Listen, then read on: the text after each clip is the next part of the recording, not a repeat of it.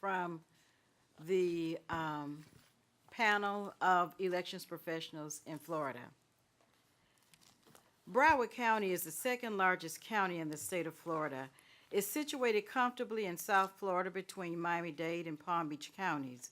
Broward's demographics include more than 1.8 million residents who represent various and diverse designations: cultural, ethnic, racial, and economic. Broward remains a tourist and seasonal destination for visitors from around the world. Broward has the second largest electorate in Florida with more than 1 million voters. This also ranks Broward as one of the 15 largest voting jurisdictions in the country, according to data maintained by the Pew Foundation. Following the 2000 presidential election, Broward had its own history-making event with the removal of the Supervisor of Elections who had won her new seat during the 2000 general election. A supervisor was appointed by then Governor Jeb Bush. This supervisor will complete 10 years of service in 2013. The supervisor was selected from a field of 9 candidates. Perhaps the quality that resulted in her appointment was her successful career as a lifetime educator in the Broward County Public Schools. This supervisor relied heavily on communication as well as planning and organizational skills to establish systems and procedures that would form the framework for successful elections. It became evident very quickly that election preparation does not happen overnight, nor does it happen in a vacuum. The creation of a mission statement helped to focus who we are, our product, for whom the election is conducted, and the quality of the expected outcomes. Election preparation begins no less than 1 year prior to a scheduled presidential election. The planning is accomplished through the coordinated efforts of a team of leaders who have distinct and unique responsibilities. All team leaders research and plan implementation strategies for their area of specialty. The planning is shared and coordinated with our team leaders and staff through retreats, strategic planning sessions, presentations, and weekly planning meetings. The team leader structure is reflected below, with a director who is responsible for each function. These functions include election coordination, finance and human resources, technology, voting equipment center coordination, election day operations, voter education and outreach, voter services, public services, and election planning and development. During the 2012 presidential election, the paid staff and volunteers of the Broward County Supervisor of Elections Office processed more than 750,000 voters very successfully. There are states whose residents don't total this number. This was accomplished even though there were restrictions and limitations on resources. A summary of the work of this office in preparation and conduct of this successful election is included in a bulleted format, and I'll read from the following pages. In reference to the number of polling places, locations, operation, and design of polling places, we conducted elections for voters in 739 precincts, housed in 452 polling locations. We surveyed every single polling location to assure that it met the requirements for conducting an election.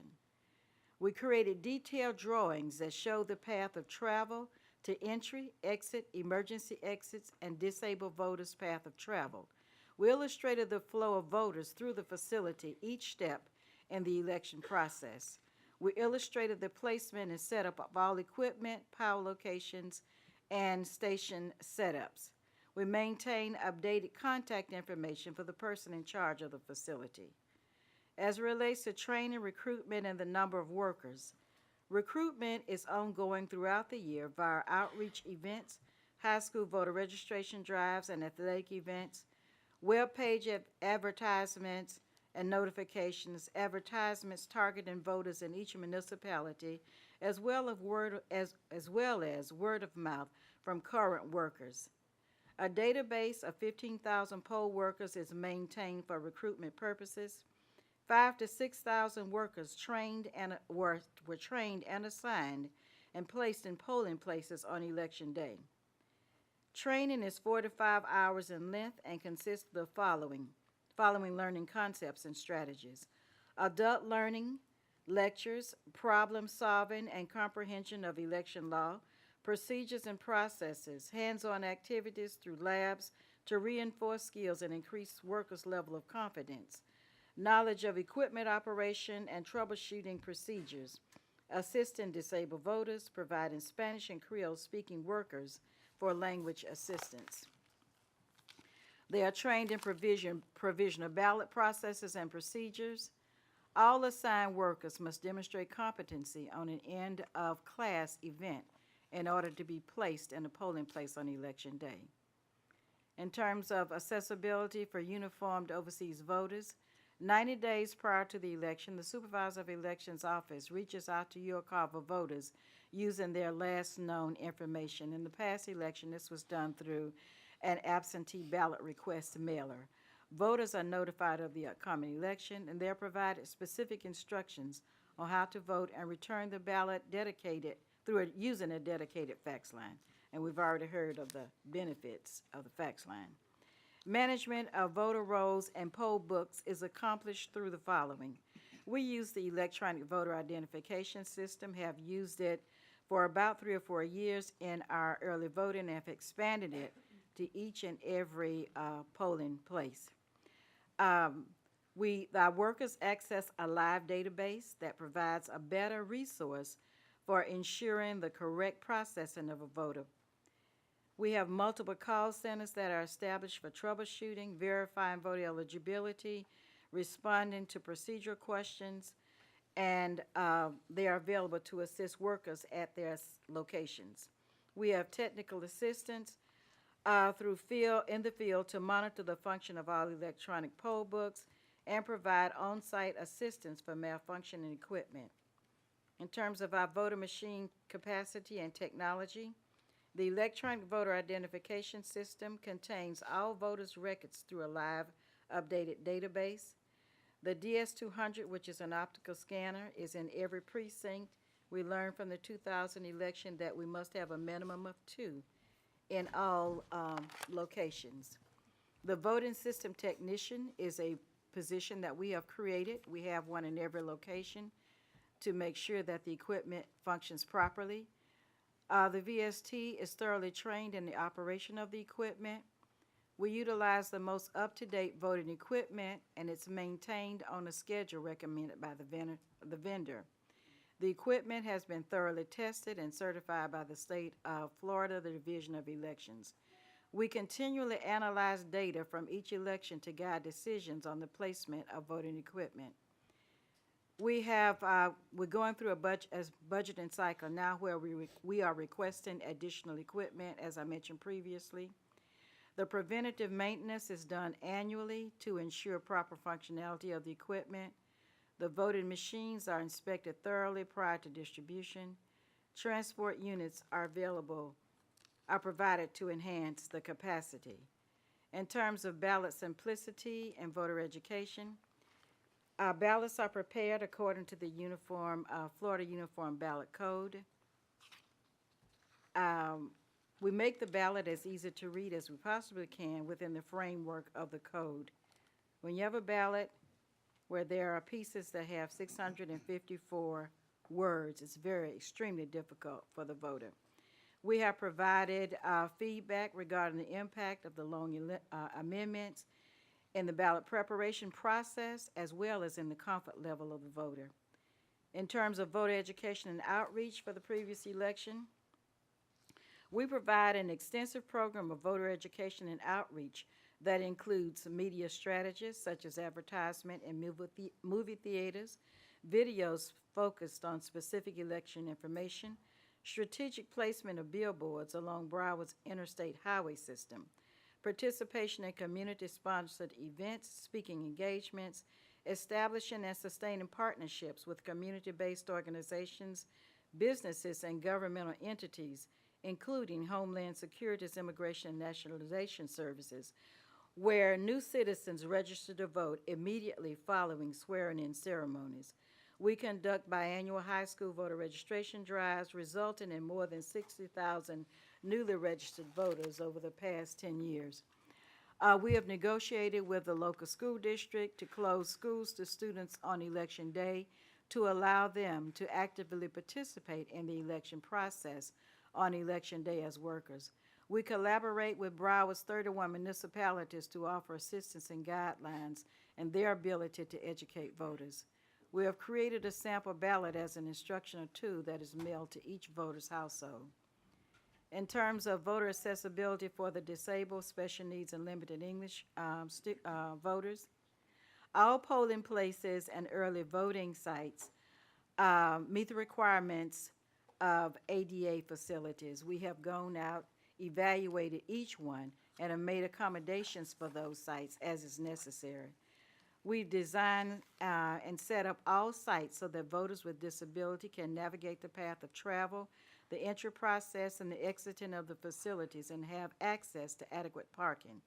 We prioritize the handling of individuals with disability and or special needs or language assistance within the Florida state guidelines.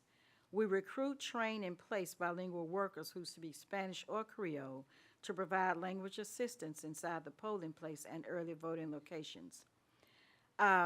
We set up special stations for voters with disabilities to sit and complete a ballot rather than stand at a booth. We utilize the Ivotronic voting unit, which provides audio ballots for visually impaired voters, and we utilize bilingual staff to handle phone inquiries from voters requiring language assistance. Provisional ballot processes and procedures. Workers contact centers to verify that a provisional ballot is necessary. We train all poll workers in the processing of provisional ballots. We maintain contact with a polling place throughout the day to monitor the number of provisional ballots that have been issued. We collect all the information from voters, verify the voter's eligibility, that the voter has not already voted, and we give the free access information. Voters place their ballots in the envelopes, the clerk signs and prepares information. The provisional ballot is placed in a secured sealed box, and the voter signs the provisional ballot.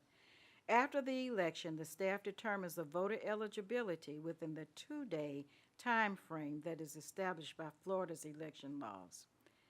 Issues presented by the administration of absentee ballot program.